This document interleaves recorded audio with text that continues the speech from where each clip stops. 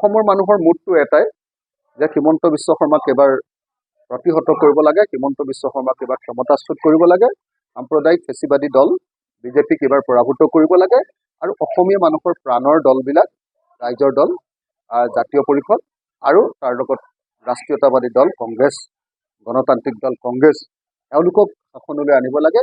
এই মুডটোৱে মই মানুহৰ মাজত দেখিছোঁ। এলায়েন্স নোহোৱাৰ আগলৈকে মানুহে ভয় খাই আছিলে, এলায়েন্স হোৱাৰ পাছত এতিয়া বিজেপিৰ বিৰুদ্ধে ঢৌ আহিছে। মই খাটাংকে ক'ব খুজিছোঁ যে উজনি অসমত আৰু গৌৰৱ গগৈ, অখিল গগৈ, আপোনাৰ লুৰিণজ্যোতি গগৈ লগ হোৱাৰ পাছত আৰু উজনি অসমত ক'ত হিমন্ত বিশ্ব শৰ্মা থাকিব কওক আপুনি?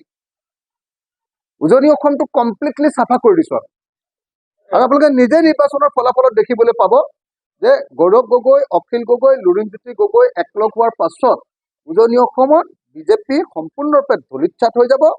এই ৪৬টা সমষ্টিৰ ভিতৰত ১০-১২টা চিটত খুব বেছি বিজেপি থাকিব, তাৰ বাহিৰে আটাইবিলাক চিটত আমি বিজেপিক পৰাভূত কৰিম।